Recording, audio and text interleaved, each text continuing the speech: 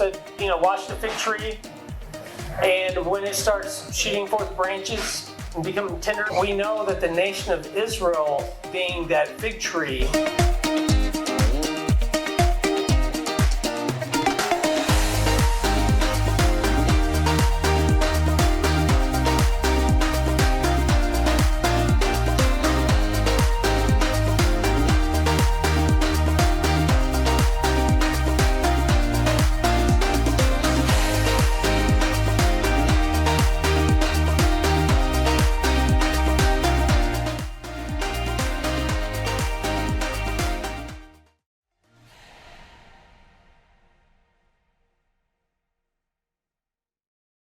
We're lining things up. So this is our first time attempting doing to our video shoot down here. So welcome everyone, and we are going to use this time to talk about our trip to Washington D.C. at Christians United for Israel. As you can see, I got the logo in the background, got those things set up, and Roma and I had went to Washington D.C. for, how many days was it? Like 2 or 3 days? 3-day event, I believe. Sunday, Monday, Tuesday. 3 days. Yeah. And a little bit about Christians United for Israel, if you haven't heard about it. A lot of the points is with Christians United for Israel is, prophecy where it says, God had said, in the last days I'm going to bring them back into the land, and no longer will the Jewish people be scattered among the earth.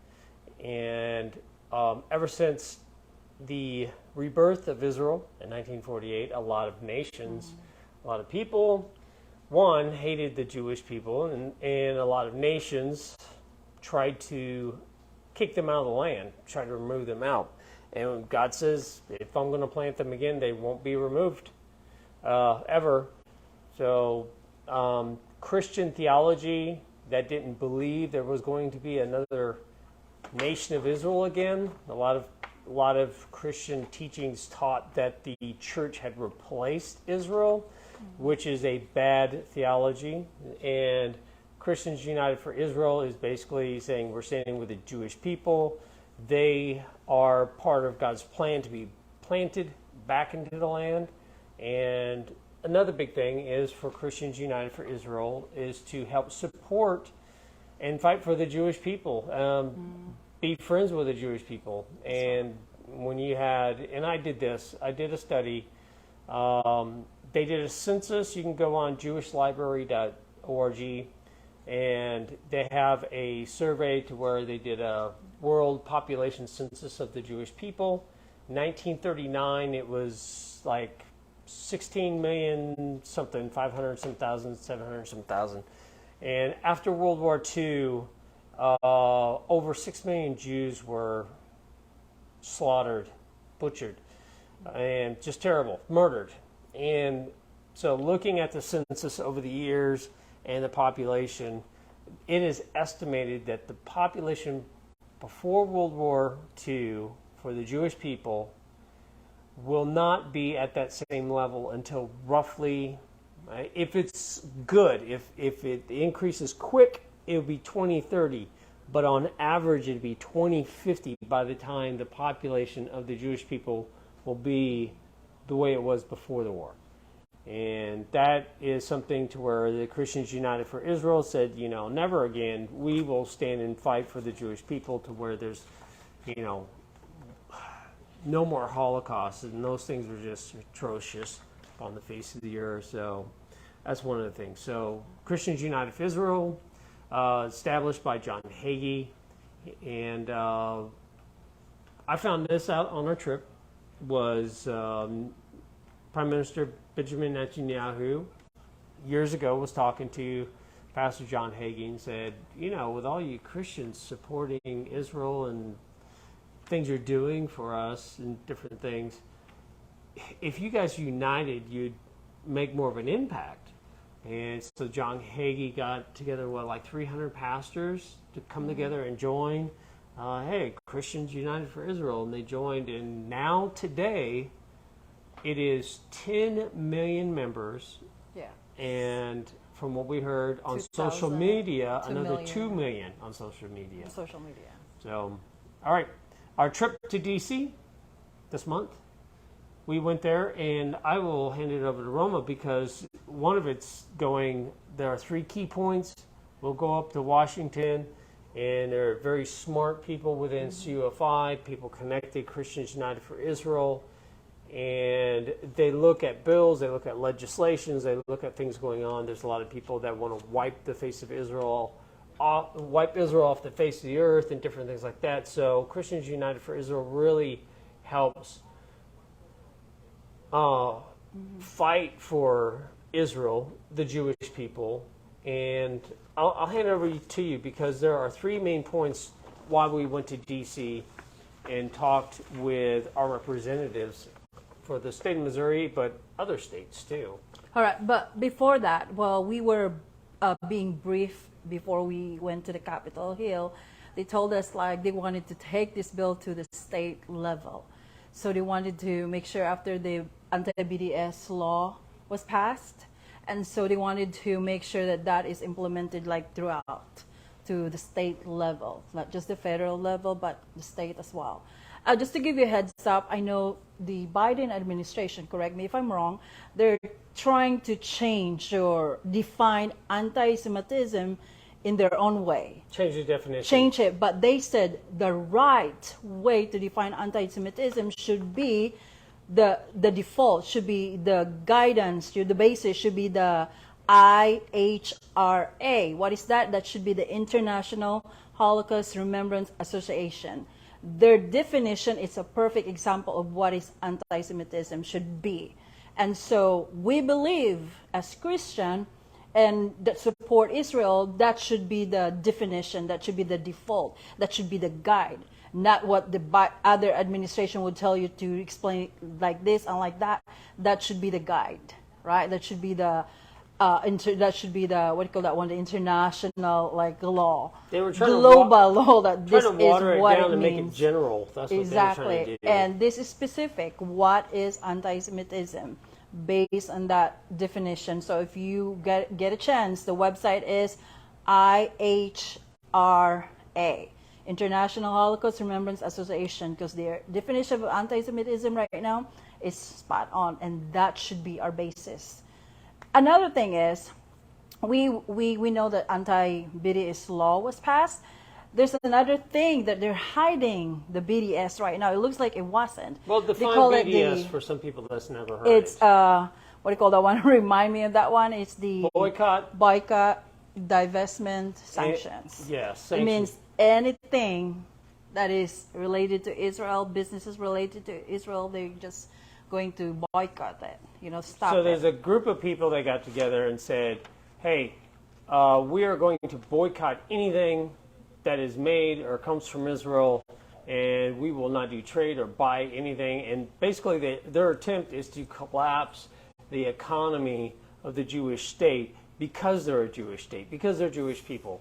And so BDS is targeted, it's an anti-Semitic organization, group, to target specifically the nation of Israel, the Jewish people, to where you can't make any money. We're going to basically block every fund that we can to keep you from even making money to survive. And so the main thing about CUFI, like I said, you can boycott Israel products. That's fine, but do not use our tax dollars to support that, because we are not supporting that. So they were trying to get into our government where U.S. tax dollars would be used to be involved on boycotting anything with the nation of Israel. And that's not right. If we as citizens of the United States having our tax dollars used for something that we don't agree with is not right. And so as a nation itself, that's not a good thing to do. And that's what they were trying to slip in, to have U.S. tax dollars so they could suck out all this money from U.S. in a big force to basically break down Israel financially. And we went to D.C. and said, no, we can't have corporations government-funded corporations involved in boycotting Israel to be anti-Semitic. And the other thing they found out, like, they try to hide the BDS law as much as they can. And the current one they found out was the Morning Star, which is the ESG, meaning for environment, social government. It's actually a BDS. What it means, if you're familiar with Morning Star, if you're doing investment, Morning Star would, give you a rating for your business so people could invest you. Like if they give you 5 out of 5, I mean, people want to invest in your business because, hey, your rating is so good. What they've been doing, though, out of that, there's 100 companies based in Israel that they've given them very, very low rating. If your rating is so low, who wants to invest you? And so the CUFI Action Fund, right? The Action Fund are the one fighting for that one, and they exposed them, and they said you can't do that.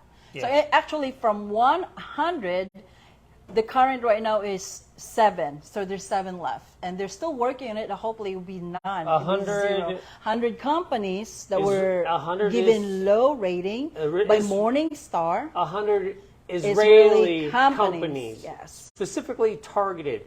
Morningstar specifically targeted over 100 Israeli companies, yes, saying they're terrible investments, don't do business with them, even though that's completely false. They were very good companies. So CUFI and them worked with it and said you can't do that. You're targeting Jewish people on purpose just to ruin their ratings, to try to ruin the business.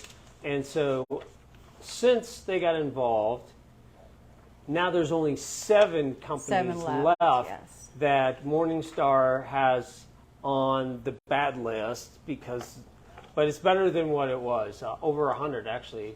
Can't remember. It was clearly over 100.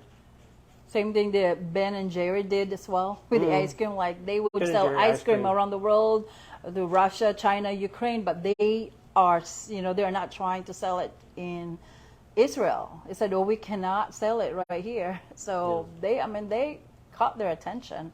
Tell them you can do that. You would sell it even to the Communist Party, but you're not going to sell it to Israel. Hey, that's BDS. And so they are really closely watching what is happening. I mean, they said if you wanted to watch Israel, watch your news feed. You just have to be aware because we know as Americans, we believe Israel is our best ally. That's the fact. That's biblical. We're not doing it because it's politics. No, it's biblical. Yeah. And that was one point. The next point was, did you cover that? There was like 3 points. Yeah, we're going to do that yet. These are just the precursor. Like I said, just like some background information, why they do what they do.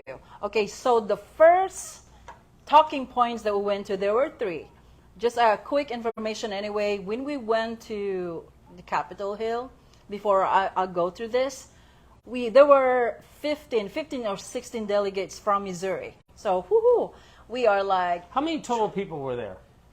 Probably about 1,000, 2,000. 1,000 or more. Normally, they would say there's about 5,000 people who would attend the conference, the summit every year. But this past 2 years after the COVID was a little bit less, a little bit more. Yeah, normally they'd have... Plus the place right now is before smaller. COVID, they'd have like 4,000 people, I think, going to Washington, D.C. And each one of them are from their state, from their district, going there. And what CUFI does is they have scheduled a day for each CUFI member to go and visit their representative in Washington, D.C. So you're talking about thousands of people, thousands of appointments of CUFI, Christians United for Israel people, going into Washington, D.C., meeting with their senators and Congress people, and it really gets their attention, and it's a big deal. I think you're right that we have to talk about this one because we'll talk when we went to the Capitol Hill what happened. Yeah. Okay. So the first item is the CHI. They just introduced this one a few days ago. We were there. This was the 18th year of the CUFI summit, like the 18th year of CUFI pretty much. And so this bill is very timely. It says Chai, meaning in Hebrew is life, CHAI, right? So it means life. And so this bill is called the Countering Hate Against Israel. What this one would do, so if you are contracted, if you are a contractor, like if the U.S. government is going to contract you and it's about over $100,000, you are not allowed to boycott any Israeli products or any Israel, pretty much.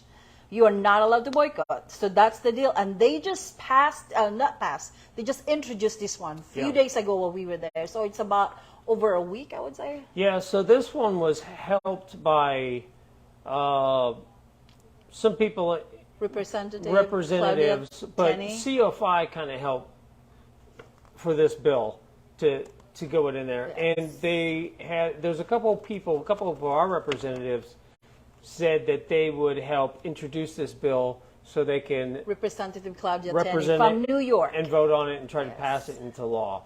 Basically, the government will not do business with any company that wants to boycott Israel involved with BDS sanctions and all that stuff. If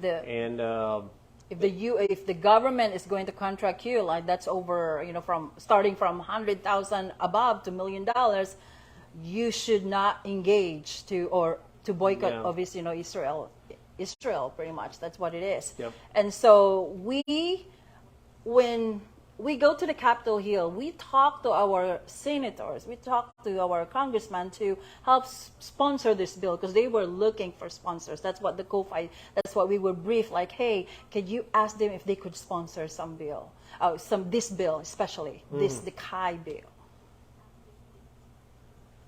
Yeah, and so the conversations went well with each representative, and I think Josh Hawley's office was one of them where we went into, and they were like, hey, this is right up our alley. This is something we're very interested in. That was one of them. And later on, we'll talk about the other point that was really of interest to them, too.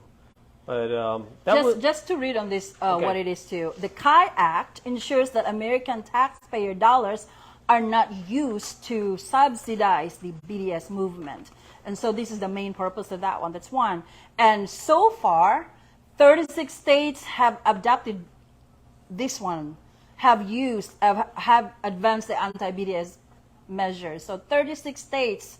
So I think they were, we were there at the Capitol Hill, they were talking like how many states it takes to be officially like a law. Yeah, they would have, Tom was talking about it, and they had to look into it because they thought what they were trying to do is sign into law that no government businesses or contractors could be involved with the BDS movements, anti-BDS stuff.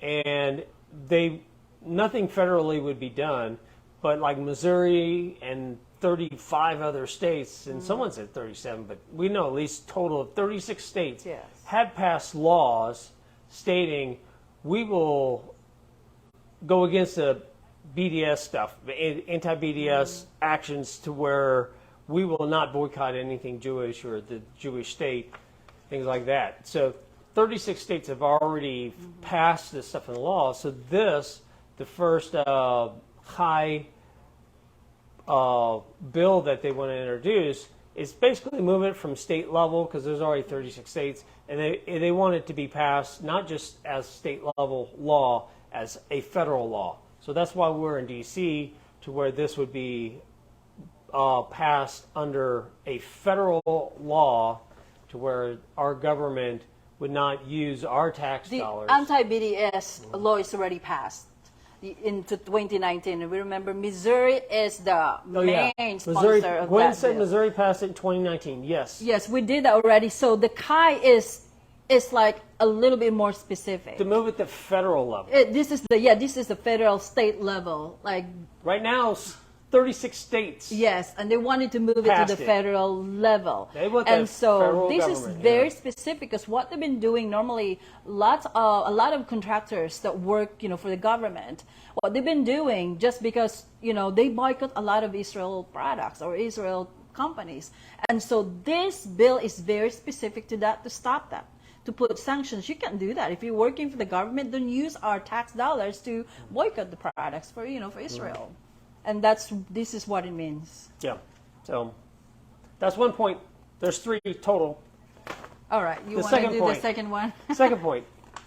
Second point is what was discussed, and which is really good going to D.C. about CUFI, is they spent a couple of days to make sure everyone really knows what's going on behind the scenes, what's going on in the government, because unless one is very, very interested and does the study, you got to know what's going on, because a lot of things get passed and a lot of things are being moved around to where most people just don't know. You have to go and hunt it down and research and do it. One of the things is a yearly renewal. U.S. government has in their budget funds to go to Israel, $3.3 billion to go and put funds into Israel, military development, whatever. But people's like, wow, that's quite a bit. But they're an ally. The thing about with Israel is we send them tech and things, and 75% of that, which goes over there, comes back to U.S. More jobs, but they enhance our technology. They improve everything that we do. But we are working hand in hand with them to develop better and better military technology, whatever it is. And so this isn't just throwing money over into a nation that just takes it for corruption. They actually use it to better everything, to improve it and bring it back to the U.S., enhance it. So this is that fiscal year to make for sure that that funding stays consistent. It's actually passed in the law that they have to budget for funding for Israel, because it just helps the U.S. out so much. And this goes back to what we talked about, is blessing Israel. Those who bless Israel will be blessed, and not just them, but their generation too. And the U.S. has obviously been blessed because we've been supporting Israel a number of years. Sorry. So go ahead. One of the things that we talk, like that they specify when we, when we were being briefed about this bill, was they talk about like to oversight requirements on the UNRWA by requiring Secretary of States to certify before each obligation to UNRWA that the agency is complying with such requirements, including not inciting violence, engaging in anti-Semitism, or what? Okay, what is UNRWA? UNRWA is UNRWA. What they've been doing, they've been hiring refugees. And right now, there are 6 million members of this organization. What they did last year, we had this bill, they changed the name this year, and this was the only bill that was not passed. Out of 3, this was the one that they had to kind of reward because they had to change it. And so they were very specific what an UNRWA is. This is like an organization that support any refugees. And what they would do if that things happen like this, that they would divide Israel and they will give it to Palestinian. When that happens, there are already 6 million refugees that is part of this organization. So they would just come over and take over. And that's the danger of it. And for CUFI to see that one, we can't allow it. They foresight, they have a very strategic foresight. Before things would get worse, before things would happen, they had to see why they need to stop it. And this is one of that organization that they have to specify for this one. Because they would say like the 3.3, the UN has been given so much conditions. Like I said, you give it to Israel, but you give it to, to Palestinian. That's fine. But the thing is, it does not go to the victims of the Palestinian state. It is the terrorism. And that's the one we're stopping in CUFI. So that's the thing that we wanted to specify. I was making notes, and it's in my note that, hey, we gotta make sure we talked about this. And the thing about this one, refugees, they have millionaires that are members of this organization. That's how insane is this organization. That's how fast growing the members are. So it's not just like, really victims, like poor people that's been like rehomed. Not this one. If you have a millionaire, part of this refugee supposed to be that live in UK, that's dangerous, people. So, Christians United for Israel, there's there's a lot of people that help and donate to Christians United for Israel. Membership is free. You go online, you can go to the site or whatever, we can put it in the link too if you want to join.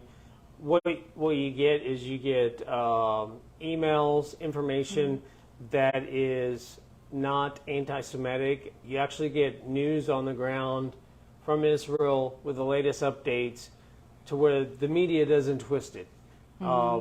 You help join the organization. They take donations. Obviously, the whole organization is based off of donations. But Christians United for Israel costs nothing to join. And it's just showing your support for Israel, for the Jewish people. And one thing I want to bring up, what Christians United for Israel had done recently is when Russia invaded Ukraine, there were a lot of Jewish refugees trying to get out of the land and trying to hurry up because of the war situation. And Christians United for Israel helped fly out Jewish people out of the Ukraine and bring them back into the land of Israel. I think in total for that year or whatever, I can't remember the numbers now, but I remember hearing 75,000 for that year came back into the land of Israel. And Christians United for Israel just kind of helped out bringing them in, a lot of the refugees from Ukraine. They bring them in, they give them shelter, they give them, if they need to get brushed up on their Hebrew or whatever, the education, and help give them a job. So according housing, to, I forgot and what's her name, Danielle? Was that Danielle? Yeah. The lady who's in charge for that? Yeah. But they actually have 70,000 refugees, and they only put them on their, like, different places. Only 12,000 were rehomed. Oh, like, yeah. out of 70,000 that came in. Yeah. That's a lot. Yeah, that's a lot. But anyway, So going back to that, the fiscal year to 20, the name of that appropriation bill is the fiscal year. It's not really a bill. It's more of just like appropriation bill. So I apologize for that. It's not really a bill. It's part of just the like budget. It's part. Yeah, it's part The of fiscal their year, House. and Senate, State, Foreign Operations appropriation bills. And so, what do we want our senators and congressmen to do? We want to urge them to advance the House version of the State Foreign Operation appropriation bill that with the full 3.3 billion with no condition, because the UN's been trying to put condition on this one. There should be no condition when it comes to Israel. And this is prescribed by the 2016 Memorandum of Understanding signed by President Barack Obama and Prime Minister Benjamin Netanyahu. And that's the one should have been released long time ago. These funds will also help Israel defend themselves. They need to replenish their Iron Dome. You know, what's happening, the rockets that are being, that are coming in Israel right now are what we call it's like the precision guidance missile, the PGM. They said Iran, the author of all this mess, has been developing precise missile before from Gaza. When they fire the rocket, it would just randomly shoot anywhere. The newest one they have developed would literally specify the location. Like if they target it, it would go there. So they call it the precision guided missile, and that's dangerous. Yeah. The reason why we want America to release this fund is for Israel to defend themselves. So, I've been watching the rocket situation for quite a while. They'd shoot rockets out of Gaza, stuff come from Lebanon, and before they'd make these little homemade rockets that would be shot, they would go like 1 to 10 miles or whatever. But now, since Iran has been involved in funding, technology's been increasing. We got debriefed by one of the guys from Israel in the security part, and it's at a point now that these aren't just rockets they just shoot up in the air. They've got a total number of what they believe, how many of those are, but there are precision-guided missiles now, and these things could be reached now anywhere in Israel. They could hit Jerusalem if they wanted to. They could hit Tel Aviv. They could shoot it anywhere and hit any location in Israel. And they're guided missiles. It's not just, like a bottle rocket, overblown bottle rocket. It just goes where it goes. These are actually computer-guided missiles, and they can actually aim at targets. And we are now in that point in history to where these rockets can reach anywhere in Israel, not just 10 miles or whatever. It goes anywhere, and it's very, very dangerous. So Israel has their Iron Dome system. They've enhanced it, improved stuff, and it reads whether a missile is going to land in a field. They're not going to touch it, but they have to get more sophisticated because they have to determine, is this a precision-guided missile? We have to take it out, or is it just a rocket that's going to land in the field? Because we're not going to waste our time and ammunition to try to just have something that's not going to hurt anything. So it's at a very dangerous point now because of Iran funding, helping develop that these missiles can go anywhere in Israel, guided, and reach any location. And it's a very dangerous situation right now.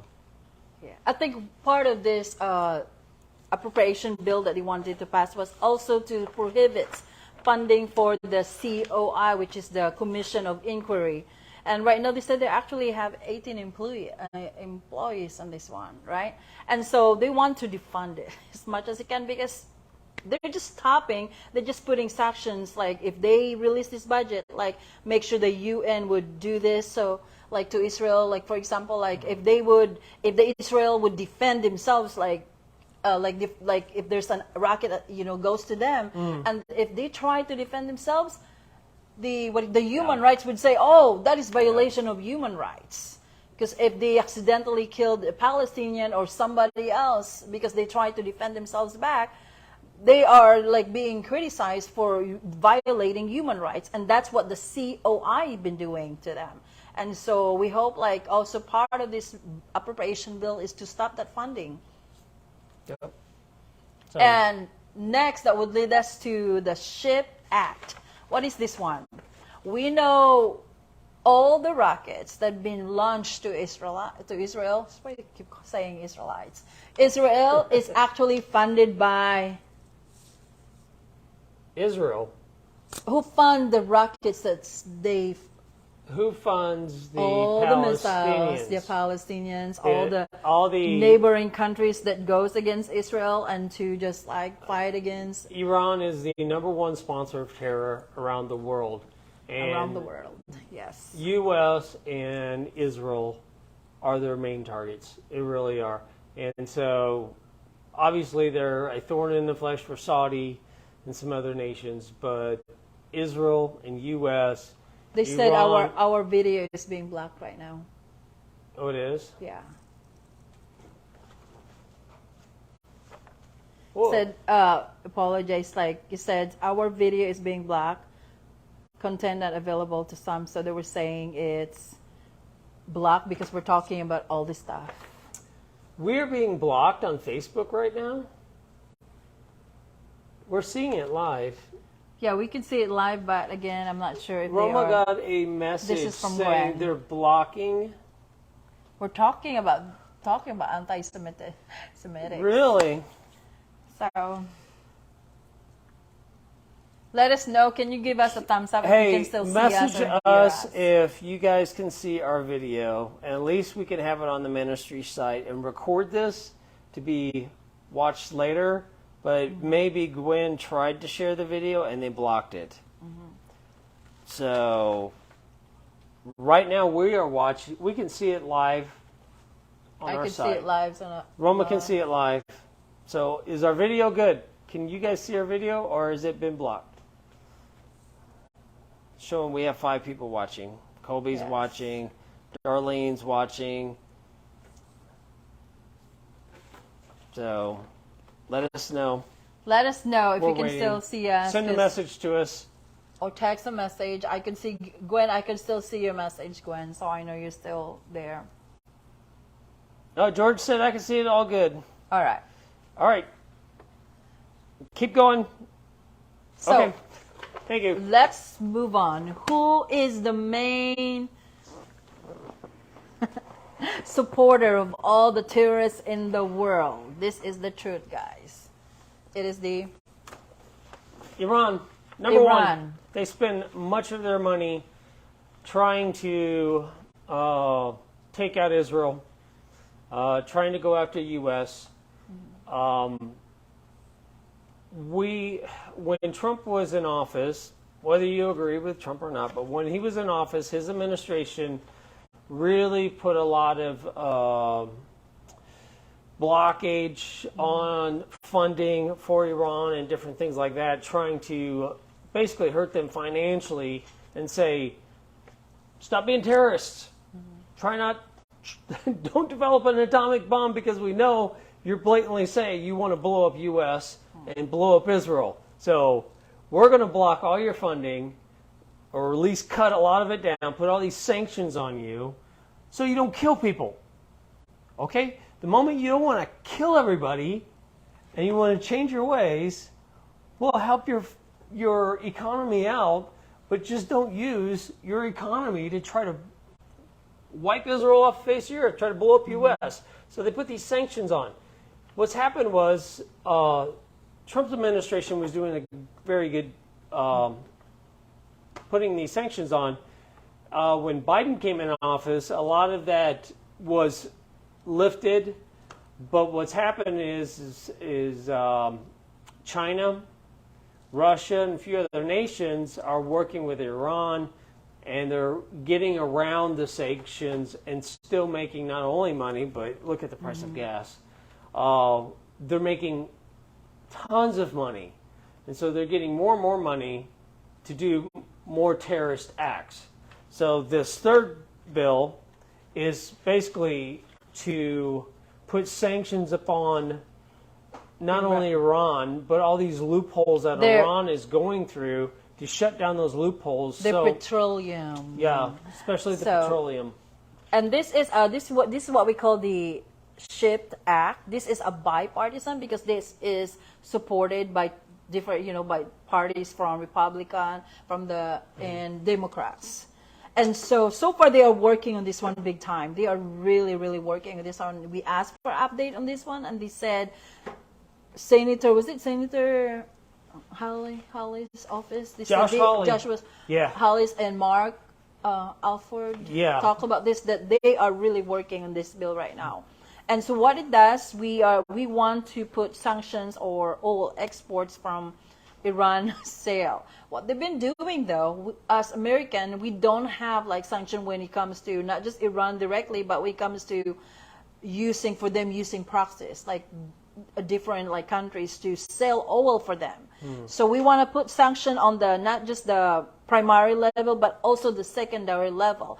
Any countries that would support Iran from selling their oil, exporting their oil, petroleum, is to make sure that we put sanction in this one, a little bit stricter. Like I said, hey, Iran, right now you have 6 billion funds waiting because they've been selling oil, guys. If we do not put sanction, if we do not put it, they will keep doing terrorism against Israel. They have so much money. They won't even release the 3.3 billion right now for Israel, let alone they have 6 billion, right? Quite a money bit. Already on this one. At least they know. So they have more than enough to cause terror around the world. If Iran was a friendly ally, the world would be absolutely, completely safer and different place. Most of that terror and fear and bad actors around the world is because Iran is pushing every dime they can and trying to funnel terrorism. And talk about Abraham Accord. But here's the thing with Iran and what they're doing. If they're doing terrorist acts, it's hurting Arabs in the land of Israel too. It's just not the Jewish people. They'll lob bombs over the innocent people. And it's Arab or Jewish. It doesn't matter. They're trying to cause problems and blow people up, and just there is a biblical, I don't want to say be biblical, there's a religious theology with Iran that they believe if they can cause world chaos, it brings their Messiah. So their goal is to, if we can break the world and shatter the system, their Messiah is going to come. So that's why they're so bent on... It will be like the false Messiah. Is it Yeah. what the Revelation is talking So about? it's a big deal. So anyways, But anyway, talk about the Abraham Accord and what country we are praying that they would join to as well. Saudi Arabia is not part of it. But if they will be part of it, that will be an answered so prayer. if you guys notice, when Trump was inaugurated as president, one of the first places he went directly to was Saudi Arabia. They had a huge welcoming for him. And he goes into Saudi Arabia. They open the latest, greatest, what would you say, tech center for counter-terrorism. I mean, it's massive. And so Trump was there for this whole inauguration, get this stuff going, because Trump's ideas, and it's true, U.S. trying to police halfway around the world's rather difficult. It's easier to take an ally who lives on the other side of the world. Yeah. They know how to fight their war. They know how to protect themselves. Let us help them to protect themselves. In Saudi Arabia, he flew over and made deals with Saudi Arabia, a bond with Saudi Arabia, Israel, and different nations. And for the first time in a long time, we had the Abrahamic Accords. Many nations signed on. Is historic. Is a big deal. Yet the news media just kind of, because it was Trump, was, whatever. But this is historic. It's a big deal. When Biden took office, Saudi Arabia trust in the United States wavered. And they have started to meet with Iran and try to work out some deals with Iran to bring peace. And they are very leery of U.S. because of the Biden administration's actions, what they're doing. So Saudi's very cautious of even doing anything with the U.S. And with the Abrahamic Accords, if the Biden administration had done what the Trump administration had done, Saudi Arabia probably would be included with the Abrahamic Accords, and other nations would have jumped on. Don't trust the administration. But with U.S. in the situation right now, they just don't trust U.S., what's going on or going down. So Abrahamic Accords are a big deal to try to pull nations together and have a common theme of peace. Yeah. And keep the peace in the Middle East. Abraham Accords really is we're all sons of Abraham and we're all relatives. Let's just stop fighting. That's right. And let's just have peace and have a better world. And that's what that is going on. But so we're hoping like Saudi Arabia will be part of that. You know, we're hoping Saudi Arabia to join it. So I went online to check like what are different countries that already. Morocco did Egypt sign already? I know UAE, United Arab Emirates, Jordan, is part of that one, and some other ones. Yeah, Syria. UAE. I'm not sure exactly, but there's several countries already in the Middle East like agreed. You know what? We'll keep the peace here, and if Israel can do that, which is the main country that is like leading this, then it means there'll be peace in the Middle East. Well, it's opening trade between the nations. There'll be peace. They keep an eye. Even in the Middle East, the countries agree that Iran, it's dangerous. And we need to keep an eye on them.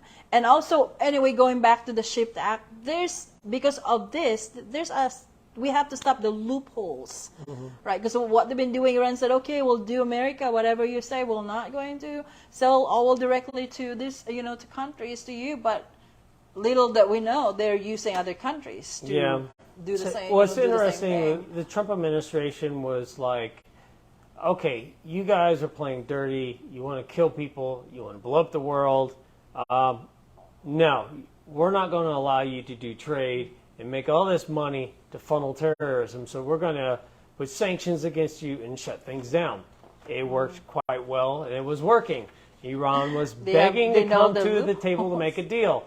The Trump administration said, no, you need to straighten up your act. Well, Biden comes in and is not enforcing these policies like they should enforce them. In fact, the Biden administration is, the way they're treating Iran is like a bad, spoiled kid and said, oh, you're doing terrible things. Well, if I just give you a couple $1 billion, would you straighten up? Or if I allow you to do They this? remove all the sanctions that Trump Yeah. placed for Iran. Yeah. Yeah, This- we'll the- just I mean, give the you current billions of U.S. dollars administration- cash, and you just straighten your ways, okay? How's that? Will you play nice then if we give you a ton of money? And no, it goes straight to terrorism. It's like not disciplining your child. They're actually trying to bribe them, and they're just sucking money from us, and then using that to develop stuff that's even more dangerous. Drones over Israel. That's a new threat. All right. Oh, look at Gwen. She's our researcher. Oh, look So, countries part of Abraham Accord currently is the UAE, Bahrain, the Morocco, Sudan. And again, we're hoping to get more countries from the Middle East to be part of this one. I was really surprised. UAE is a big one. That's was a big one. Big one. I Okay. was really surprised. UAE is, where Dubai is. Yeah. Dubai is part of that. So, thanks, Gwen. Thank you, Appreciate Gwen. And anyway, let's talk about our visit to the Capitol Hill. I did make a quick report on that one, and I sent it to the CUFI people because I wanted just to, give a quick note of what happened here and there. And I got a letter from Lilia, and she said, thank you, Roma, for this detailed report. You guys are incredible. And like Randy likes to say, we need to clone you somehow. We appreciate you both so much. I'll make sure it gets to our DC team as well. I just wanted to, give them an overview of what we did when we went to visit the Capitol Hill. Yeah. What we did normally, we would go meet on Tuesday morning and go there to the Capitol Hill. But this time, they decided to have a meeting a day early, right? Yeah. A day early just to meet with all the state teams and talk about who is going to, which congressman they're going to go to. This already specify it. So when we went to meet that was Monday, right? Yeah. Monday, and so there were about 15 of us at that time because the other person 16 came in later.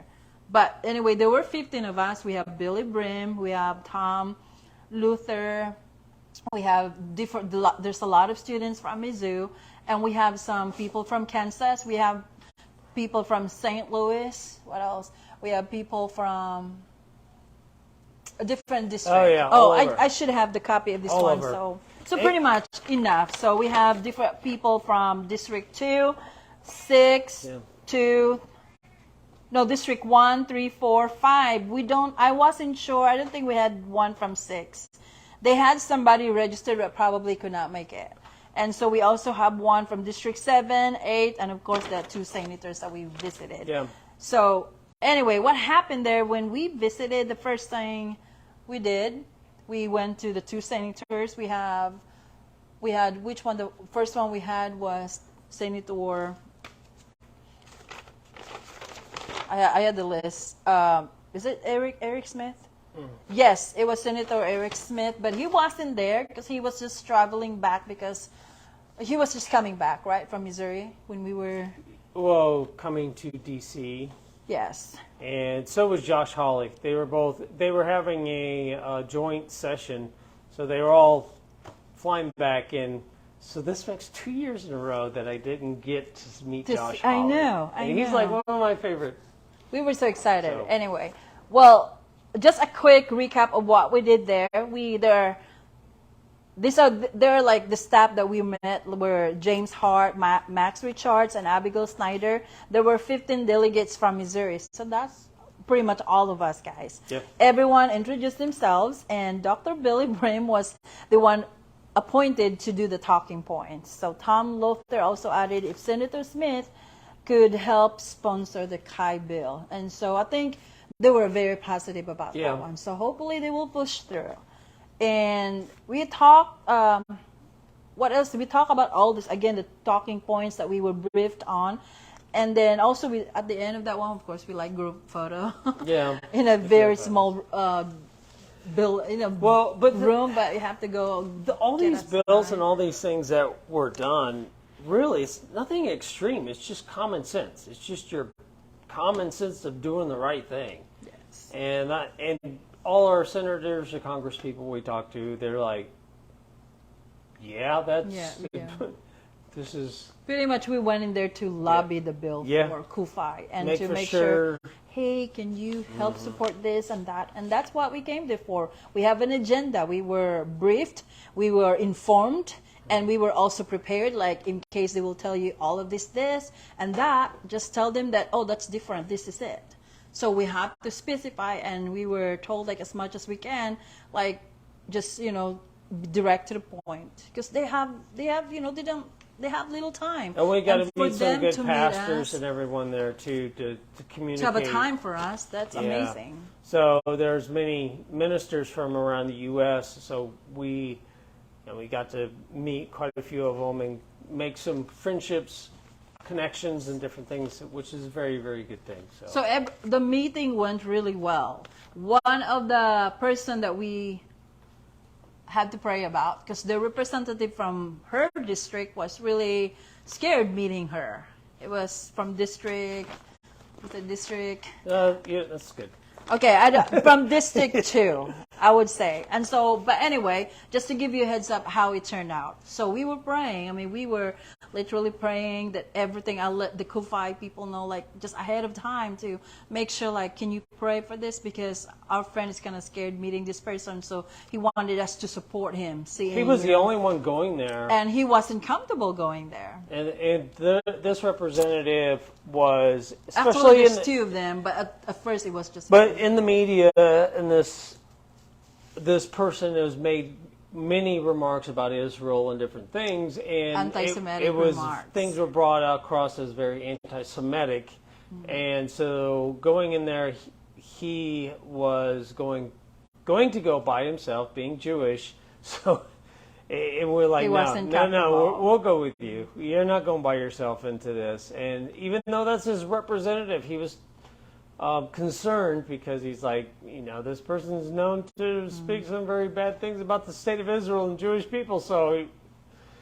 anyways, we went, and the meeting actually turned out quite well. The conversations were very open discussions between ideals. It was very cordial. It was very, and her. We didn't get a chance to meet her, Rep. Cori Bush. She is well known. She's part of the Quad. But anyway, we've been praying at the Squad. I said Quad. The Squad. I said Quad. I thought it's part of that. So I said Quad too.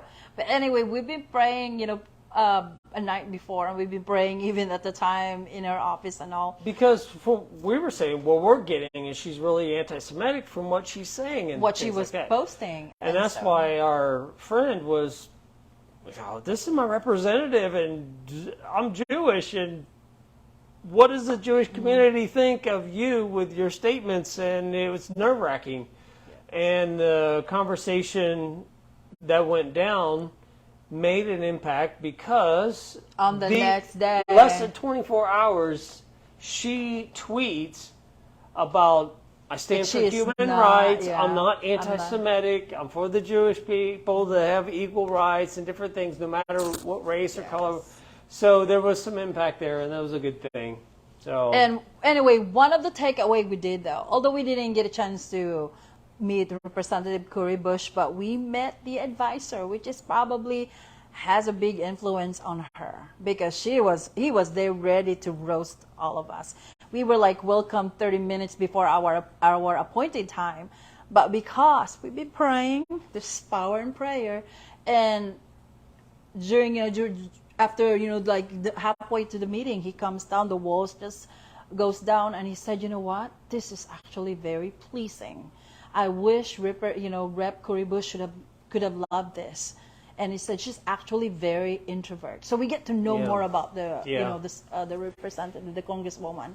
So which is for us, we told him before we left, we pray, we pray for us. We prayed. And, he said, absolutely, let's pray. So, and he said, hey, see us next year. Yeah. And just to create that friendship, they may not agree with what we do. But the fact that we went in there being professional about it, we don't go there to fight, we don't go there to argue, but just, hey, can you just listen to our side? Mm-hmm. And that's exactly what their office did. And they were open, and we had a very good talk. And a lot of it was as the left will exaggerate things to make it extreme, to make the right look extreme, and they exaggerate stuff media-wise. But the media also will take the left and exaggerate some of their stuff to make them look even worse too. So we had those discussions about how it can amplify it the wrong way. So things can be amplified on both sides, but at least there was very good conversations. And it was very good. But so the next morning to see her comment on Twitter saying it was a turnaround, pretty much of saying, hey, I'm not anti-Semitic. And constituent, is that from, if you represent the district, is that constituent? No. What do you call that? The other term, I forgot. Yeah. But anyway, there's two from that district that represented and were able to talk. Amos and I was quiet because I was just praying. It wasn't my district, so they have more authority, so they can talk. We were just there, sat down on the sofa and just praying at the same time. And so, but they did amazing. Ann and Stewart, they did amazing, just talking and just being heard. So, all right. Anyway. So, enjoy, hopefully, the new temporarily until we can find that we're going to try to work up and get something going, maybe a little bit more. Give us some feedback about and you're audio, going to talk about video. This more on Thursday? Oh, yeah, August 3rd at Walk on the Water Church, which is a Thursday at 7 o'clock.